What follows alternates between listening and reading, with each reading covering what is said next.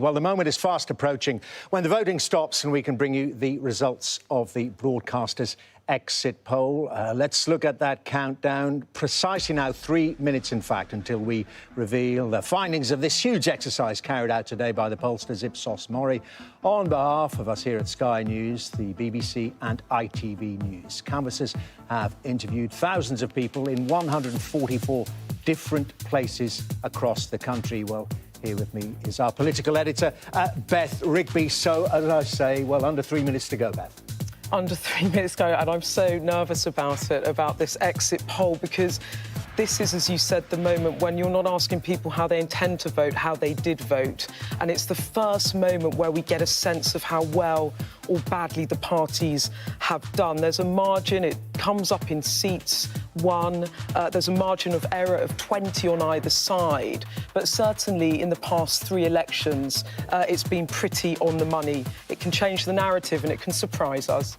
Well, we will find out now. Looking at the clock again, let's count down to the 2-minute warning. 2 minutes to go until we can reveal the results of the exit poll. Who will return to Westminster with the mandate to form a government, or could voters deliver another hung parliament? We'll be getting that indication very soon. Your feelings, John Bercow?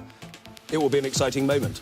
It isn't absolutely proof positive of what will happen, but it's a pretty clear guiding light. So somebody's going to be very elated, and somebody is going to be very dejected. You've been sitting at home, presumably, watching it in previous elections. In previous elections, I've sometimes watched at home, but more often I have been out at dinner preparing to go to the count. Indeed, of course. OK, John, thank you very much indeed for that. We are focusing on that clock again as it marches relentlessly towards 10 o'clock precisely. There's just over 1 minute to go now until we release the broadcaster's exit poll. Now, you don't know what it will say. We don't know what it will say. It's shocked politicians and the public on recent election nights, and despite their doubts, predicted the direction of the elections, certainly last time round in 2017, when it predicted that Theresa May would fall short. Well, will it do the same tonight? There are only moments left to wait.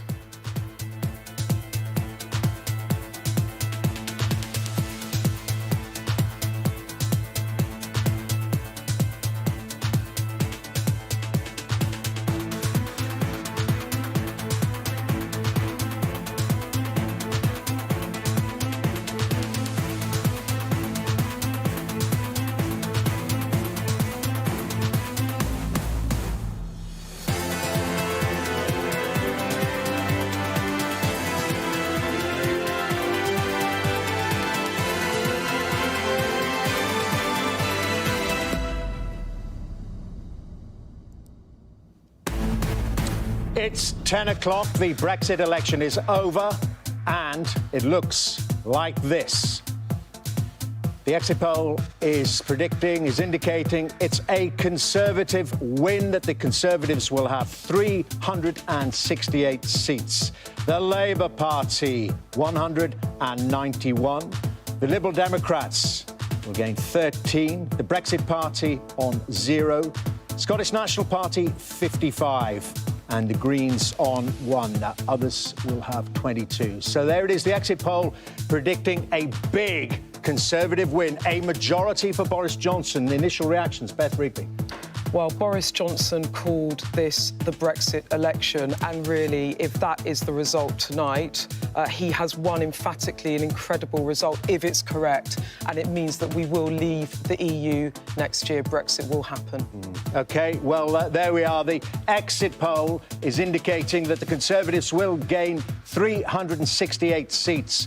The Labour Party, 191. The Lib Dems, 13. That would be just one more since that they started the last Parliament with. The SNP would be on 55. Well, let's get reaction from John Bercow. A big majority, as Beth was saying there. I think those figures spell an 86 majority, so if that's accurate, that is a phenomenal victory for the Conservative Party, and Boris Johnson would obviously feel completely vindicated in the gamble that he took. That is much more emphatic than some of the polls have suggested, but it would be an absolutely dramatic victory. And it certainly would mean, as Beth says, that he would be in a position to get phase one of Brexit done by the end of January. There's a much wider debate, but that is undoubtedly... Well, let's just stay with that headline. It's an exit poll. No seats have declared, of course, yet, but that exit poll suggesting that Boris Johnson will have won and won big, suggesting the Conservatives will have 368 seats, Jeremy Corbyn and Labour on 191. Well, one of those responsible for tonight's exit poll is Sky's election analyst, Professor Michael Thrasher. Now, he's tracked every election for us since Sky News was founded. He's now on his way here to the Sky Election Centre from central London. He was involved in compiling that exit poll. And, Michael, tell us more about it. Well, it's been a remarkable day, Dermot. We've been taking interviews from across the country since 7 o'clock this morning, right the way through until just before the polling stations closed. And the Conservatives have been heading for an overall majority all day long. It's just that the number has fluctuated down as more Labour voters perhaps turned out to vote later on. But it really is a remarkable election victory for Boris Johnson, a majority of 86 seats. For Labour, it really is an appalling an election result, and possibly its worst performance in any general election since the Second World War. So Jeremy Corbyn, I'm afraid, will go down as one of the worst leaders in Labour's history. And, Michael, does it give us any indication yet of the areas to look out for where this will or may happen? Very much so. It's quite clear that the more constituencies voted to leave the EU in 2016, the better the performance for the Conservatives.